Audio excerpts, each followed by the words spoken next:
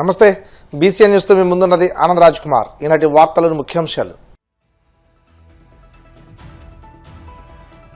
పెనుమదంలో 4.49 కోట్లతో చేపట్టనున్న వివిధ అభివృద్ధి పనులకు శంకుస్థాపన చేసిన మంత్రి నిమ్మల.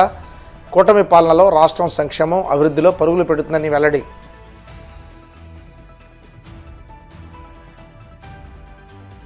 జగన్ హయాంలో ల్యాండ్ టైటిల్ యాక్ట్ పేరుతో గందరగోళం సృష్టించారు.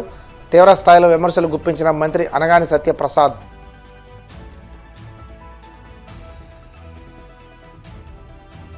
మావిగన్ బిల్లును అసెంబ్లీలో పెడతానని జగన్ అనడం హాస్యాస్పదమన్న డిప్యూటీ స్పీకర్ రఘురామ.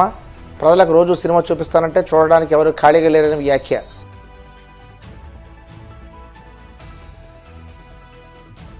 మావిగన్ పేరుతో చంద్రబాబు అండ్ కోకు వణుకు పుట్టిందన్న మాజీ మంత్రి వెల్లంపల్లి. అందుకే మతాల మధ్య చిచ్చు పెట్టేందుకే ప్రయత్నిస్తున్నారని ధ్వజం. గత వైసీపీ పాలన విధ్వంసంతో సాగితే నేడు కూటమి ప్రభుత్వంలో సంక్షేమం అభివృద్ధిలో రాష్ట్రం ముందుకు వెళ్తుందని మంత్రి నిమ్మల రామానాయుడు అన్నారు. పశ్చిమ గోదావరి జిల్లా పొడూరు మండలం పెనుమదంలో 4.49 కోట్లతో చేపట్టనున్న వివిధ అభివృద్ధి పనులకు శంకుస్థాపన చేశారు. అనంతరం పెనుమదం సంత మార్కెట్ వద్ద ఏర్పాటు చేసిన సభలో మంత్రి మాట్లాడుతూ వైసీపీ 5 ఏళ్ల పాలన నిరంకుశత్వం, రాక్షస అరాచక వేధింపులు, కక్షలు కేసులతో సాగిందన్నారు. కూటమి ప్రభుత్వంలో ప్రధాని మోడీ, చంద్రబాబు, పవన్ కళ్యాణ్ కలయికతో అభివృద్ధి సంక్షేమం పరుగులు పెడుతుందన్నారు. ఇవాళ మీ అందరికీ తెలుసు సంక్షేమం కూడా ఎంత పెద్దనిస్తూ ఉన్నాము. ఇవాళ పెన్షన్లు మీ అందరికీ తెలుసు. గతంలో 200 రూపాయల పింఛన్ని 2000 రూపాయలు చేసింది చంద్రబాబు నాయుడు గారు.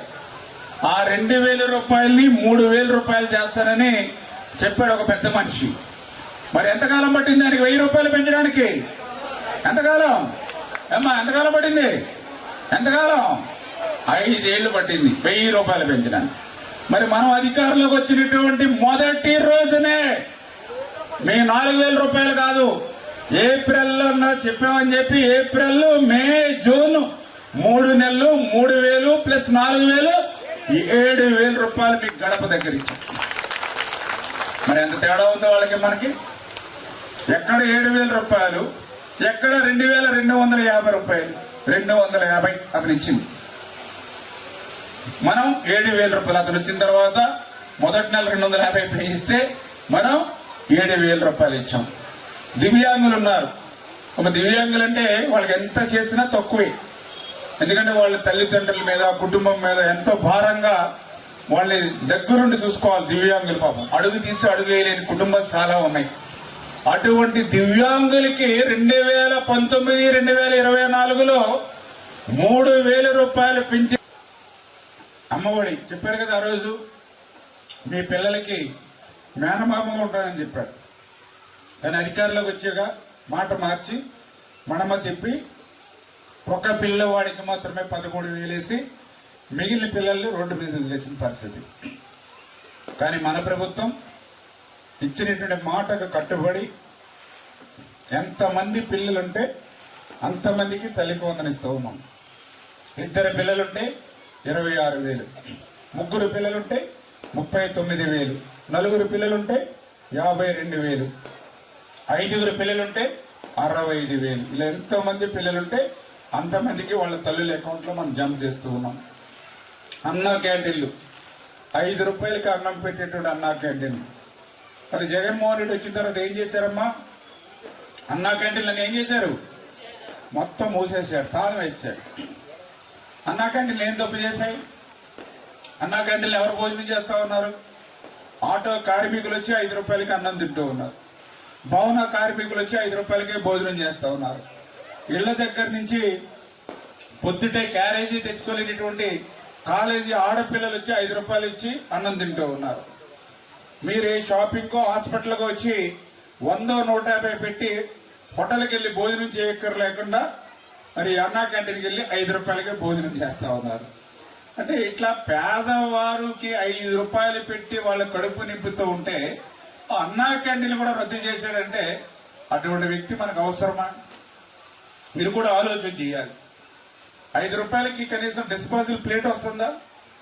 అన్నం తినే ప్లేట్ రాదు 5 రూపాయలకి. అటువంటిది 5 రూపాయలు పేదవాడు కడుపు నింపుతున్నాం. వేళ 5 లక్షల మంది ఈరోజు ఆంధ్రప్రదేశ్ రాష్ట్రంలో భోజనం చేస్తూ ఉన్నారు 5 రూపాయలకి పేదవాళ్ళు. అదేవిధంగా అన్నదాత సుఖీభావ కింద 20,000 రూపాయలు పెట్టుబడి సాయంగా కేంద్రంతో కలిపి మీకు ఇస్తూ ఉన్నాం. పెట్టుబడి సాయంగా 20,000 రూపాయలు. అదేవిధంగా మన మహిళలు మీరందరూ ఉన్నారు, మీ అందరికీ కూడా ఆర్టీసీలో ఉచితంగా టికెట్ లేకుండా మీకు ఉచితంగా ప్రయాణం చేస్తామని చెప్పాం. మరి ఈరోజు అమలు చేస్తున్నాం మీ అందరికీ ఆర్టీసీలో. మన ఆటో కార్మికులు వచ్చి మీరు ఉచితంగా ఆర్టీసీలో టికెట్ లేకుండా ప్రయాణం ఇచ్చారు, మేము నష్టపోతున్నామని వాళ్ళు వచ్చి చెప్తూ ఉన్నారు. ఎందుకంటే మేము బస్ స్టాండ్ దగ్గర ఉండి మార్చారు అని కేకేస్తా ఉంటే వాళ్ళు ఆధార్ కార్డు ఇలా చూపించి బస్సు ఎక్కి వెళ్ళిపోతున్నారు సార్ అని వాళ్ళ ఆటో డ్రైవర్లకు చెప్తే మళ్ళీ వాళ్ళకు కూడా 15,000 రూపాయలు వాళ్ళ అకౌంట్లో వేస్తా ఉన్నాం. మీ అందరికీ తెలుసు కదా, ప్రజావేదిక ఉదయం కూర్చున్నాడు, అందులో కలెక్టర్లు ఎస్పీలతోటి పగలు సమావేశం జరిగింది, రాత్రికి ఇది కూలగొట్టేయండి అని చెప్పారు. నాకు తెలుసుండి ఎవడు కూడా మానవ మాత్రుడు ఎవడు కూడా అట్లా చెప్పలేడు. ఎందుకంటే అందులో మీటింగ్ పెట్టింది సాయంత్రం ఇది కూలగొట్టేయండి అని అంటే ఎంత విధ్వంసకరమైనటువంటి పరిపాలన. ఎందుకంటే మన ప్రజలు అట్లాంటి వాళ్ళని కాదు.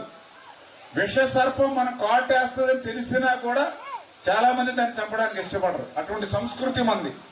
ఇంట్లో ఎవరైనా గర్భిణీ స్త్రీలు ఉంటే అసలు ఒప్పుకోరు పాముని చంపడానికి. అంటే అటువంటి సంస్కృతి ఉన్నటువంటి ఈ దేశంలో ఈ యొక్క ప్రజావేదికని రాత్రి నేలమట్టం చేసేయండి అన్నాడంటే అతని మనస్తత్వం ఏంటనేది ఆ రోజే మనకు అర్థమైంది.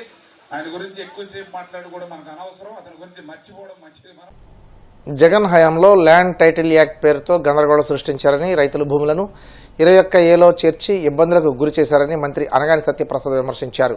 బాపట్ల జిల్లా వేమూరు నియోజకవర్గంలోని సూర్యపల్లిలో మీ భూమి మీ హక్కు కార్యక్రమంలో సీఎం చంద్రబాబుతో కలిసి పాల్గొని మాట్లాడారు. ప్రపంచంలో తెలుగువారంతా గర్వించే నగరం రాజధాని అమరావతి అని, అందరి ఆశీస్సులతో అమరావతి నిలబడిందన్నారు.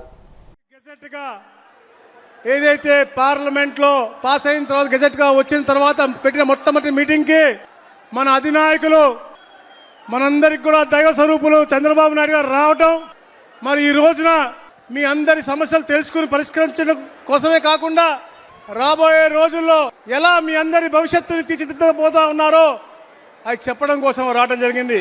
ముఖ్యంగా మిత్రులారా, అక్క చెల్లెలారా, మా అన్నదమ్ములారా, కుటుంబ సభ్యులారా, అమరావతి గురించి ఎందుకు నేను ముందుగా మాట్లాడుతూ ఉన్నానంటే మీ అందరి ఆశీస్సులతో ఇక్కడ శాసనసభ్యులు అయ్యాను, చంద్రబాబు నాయుడు గారి ఆశీస్సులతో ఒక మంచి మంత్రి పదవిగా ఉన్నాను, రెవెన్యూ మంత్రిగా ఉన్నాను. తప్పకుండా వారి చెప్పిన ప్రతి ఒక్క అంశంలో కూడా క్షేత్రస్థాయిలో ఎలాంటి తప్పు జరగకుండా చేసే లక్ష్యంతో మేము మా టీం పనిచేస్తూ ఉన్నాం. కానీ ఈరోజు అమరావతి మనం చాలా మాట్లాడుకోవాల్సిన అవసరం. ప్రపంచంలో ఉన్న ప్రతి ఒక్క తెలుగువాడు కాంక్షించినటువంటి క్యాపిటల్, దేవతలు నివసించినటువంటి క్యాపిటల్. అలాగే ఈ దేశంలో 50 పార్టీలు ఉంటే 50 పార్టీలు మనకి సపోర్ట్ చేస్తే ఒక్క తుగ్లక్ పార్టీ మాత్రం ఇక్కడ ఉన్నటువంటి పార్టీ మనకు సపోర్ట్ చేయలేదు. ఇది సమంజసమా అని అడుగుతా ఉన్నాను. మనం మాట్లాడుకోవాల్సిన అవసరం ఉంది అని చెప్తా ఉన్నాను నేను. మీకు గుర్తుంది, ఎప్పుడైతే అమరావతి రైతులు అరసవెల్లి ప్రయాణం అయ్యారో ఇదే మండలం నుంచి, ఇదే బట్టిపోలు మండలం నుంచి మనకు ఆటంకాలు కలిగించారు. దీని తర్వాత మా రేపల్లలో విపరీతంగా కట్అవుట్లు పెట్టి ఆటంకాలు కలిగించారు. కానీ మీరందరూ వాళ్ళకి స్వాగతం పలికి, వాళ్ళ కాళ్ళకి పారాన్ని కప్పి, వాళ్ళకి పసుపు నీళ్లు చల్లి, ఎంతో ఘనంగా పూలు చల్లి మీరు స్వాగతం పలికారు. నిజంగా మీ అందరికీ కూడా శిరస్సు ఉంచి నమస్కారం తెలియజేస్తా ఉన్నాను. మీ అందరి కృషి, ఒక నాయకుడు ఒక యాక్షన్ ఈ రోజు ఇది సాధనమైంది. ఇవన్నీ కూడా ఆయన కోసమో నా కోసమో కాదు, మీ అందరికీ మంచి బంగారు భవిష్యత్తు ఇవ్వాలి అని చెప్పే లక్ష్యంతోనే. అలాగే ఈ తుగ్గులకు ఎవరైతే పరిపాలించారో 2019-24లో అతని యొక్క ఆ క్రూరత్వం, మీ పట్ల ఉన్న ద్వేషాన్ని కూడా మీరు చర్చించాల్సిన అవసరం ఉంది అని చెప్పేసి కూడా తెలియజేసుకుంటూ, మరి ముఖ్యంగా ఈరోజు మీ భూమి మీ హక్కు ఒక అద్భుతమైన కార్యక్రమం. ప్రతి నెల కూడా గౌరవ ముఖ్యమంత్రి గారి క్షేత్రస్థాయిలోకి వచ్చి అక్కడ ఉన్నట్టు రెవెన్యూ సమస్యలు తెలుసుకుని అధికారులు చేసే పనితీరు కూడా దాన్ని బేరీ చేసుకునే విధంగా మాట్లాడుతున్నాను కాదు. కాకపోతే ఎందుకంటే ఈ రెవెన్యూ సమస్యలు ఎందుకు వచ్చినాయి అని కూడా మనం చూసుకోవాల్సిన అవసరం ఉంది. గత పరిపాలకులు కేవలం భూ దాహంతో సంస్కరణల పేరుతో అన్ని కూడా మనం విధ్వంసం చేసే విధంగా ల్యాండ్ టైటిలింగ్ యాక్ట్ తెచ్చారు. వారి ఇష్టం లేకపోతే 22A పెట్టారు. వివిధ రకాలుగా పేదవారి భూములను హరించే విధంగా కార్యక్రమాలు చేశారు.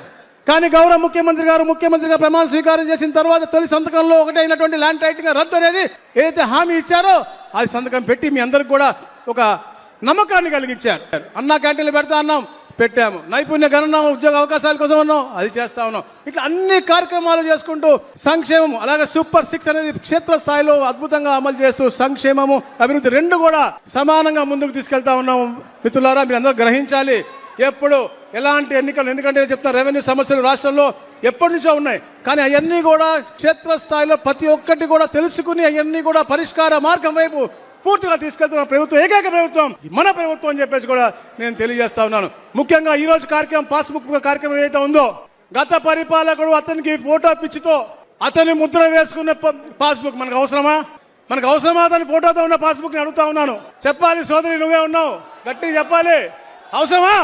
మీ అమ్మదో, మీ నాన్నదో, మీ తాతదో ఎవరైతే భూమి మనకి ఇచ్చారో వారి భూములు కాదు, కానీ ఇతనేదో దానం చేసినట్టుగా అతని భూమి వేసి, కానీ ఈ రోజున రాజముద్రతో 14 మీకు లక్షణాలు కల్పించేటువంటి కొత్త పాస్బుక్, అది కూడా కొన్ని తప్పులు జరిగితే అవి కూడా మా సిసిఎల్ఏ గారు, సిఎస్ గారిని రెక్టిఫై చేసి ఈకేవైసీ మీతో చేయించుకుని అవి కూడా రెక్టిఫై చేసి మీకు ఇస్తా ఉన్నారంటే ఈ ప్రభుత్వం యొక్క చిత్తశుద్ధి అని తెలియజేస్తా ఉన్నాను.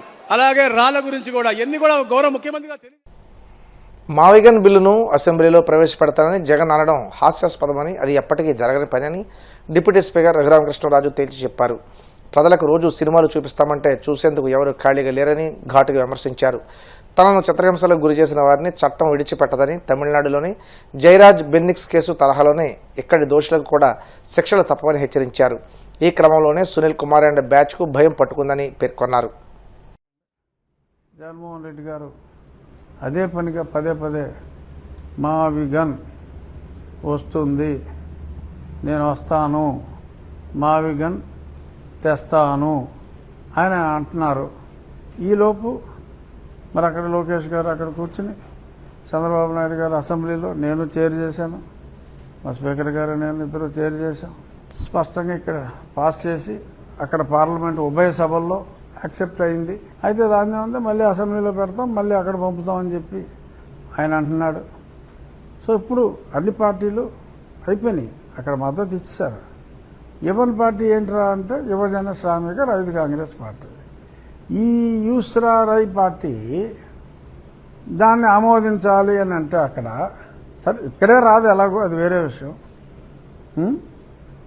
అక్కడ ఆమోదించాలి అంటే ఈ యూస్రా రై పార్టీ ఈ 2/3 మెజారిటీ, అంటే అంత దగ్గర 300 చిల్లర సీట్లు, 50% కూడా కాదు. అప్పుడు 800లో 860లో కనీసం 470, 500 చిల్లర రావాలి. 500 చిల్లర సీట్లు, 11 ఎమ్మెల్యేలు ఇక్కడ పార్లమెంట్లో 500 సీట్లు వచ్చి అప్పుడు ఈ మావిగన్ అన్నదే నిజమయ్యే అవకాశం రావచ్చు. సో దీన్ని బట్టి అర్థం చేసుకోవాలి ప్రజలు. జగన్మోహన్ రెడ్డి గారికి ఈ సబ్ రీజనల్ పార్టీకి తెలంగాణలో కూడా ఒక కౌన్సిలర్ లేకుండా ఓన్లీ ఆంధ్ర రాష్ట్రంలో ఉన్న ఈ సబ్ రీజనల్ పార్టీకి, రీజనల్ పార్టీ కూడా కాదు సబ్ రీజనల్ పార్టీకి భారతదేశ స్థాయిలో, ఎందుకంటే ఇప్పుడు ఈ పార్టీలన్నీ సపోర్ట్ చేసినాయి కదా, ఈ మళ్ళీ ఏమి ఇంకో రకంగా స్థానం మార్చరు. సో అన్ని స్థానాలు రావటం సాధ్యమా? సరే, ఆయన ఈ సంవత్సరం కాక వచ్చే సంవత్సరం ఎండింగ్కి ఆయన పాదయాత్ర చేసి రోజుకొక సినిమా చూపిస్తారంట. రోజు ఎంత సూపర్ హిట్ సినిమా అయినా ఎవడన్నా ఒకసారి చూస్తాడు, 2 సార్లు చూస్తాడు. రోజు ఆయన సినిమాలు చూపిస్తారంటే చూసేయడానికి ఇక్కడ ఖాళీగా ఉన్నారా? సరే, అవన్నీ వ్యర్థపు మాటల మీద మళ్ళీ మనం టైం వేస్ట్ చేసుకుంటాం, మరింత వ్యర్థం.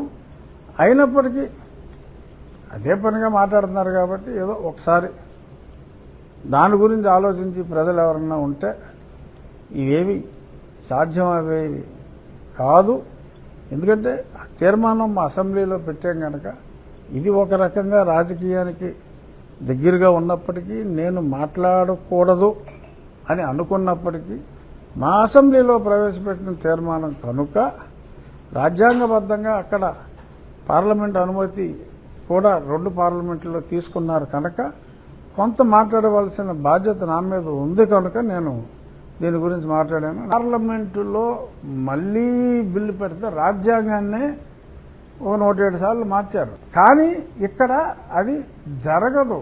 ఎందుకు అంటే ఒప్పుకోని ఒకే ఒక్క పార్టీకి అంత మెజారిటీ వచ్చి వీళ్ళు మూర్ఖంగా మాట్లాడితే అప్పుడు ఏమవుతుందో చూడాలి. సో మీరు జగన్మోహన్ రెడ్డి గారు పార్టీకి రేపు ఆంధ్రప్రదేశ్లో సినిమా చూపెట్టిన తర్వాత మరి అన్ని భాషలు బయట ఊర్లకు వెళ్ళి ఓ హిందీయో బీహారీయో భోజ్పురియో ఇవన్నీ మరి ఆయన మాట్లాడేసి వాళ్ళందరినీ కన్విన్స్ చేసేసి ఇక్కడ బావిగారిని పెడతాను, నాకు బీహార్లో ఓటేయండిరా, బెంగాల్లో ఓటేయండిరా, బావిగారిని మార్చాలని చెప్పి అడిగితే ఓటేసేది ఎవడో. సో అంచేత ఊహాతీతమైన ఛాలెంజ్ని అసలు మనం పట్టించుకోవటం అనవసరం. మీ ప్రశ్న అనవసరం, నా సమాధానం. ఇప్పుడు కాసేపు ప్రకటనలు.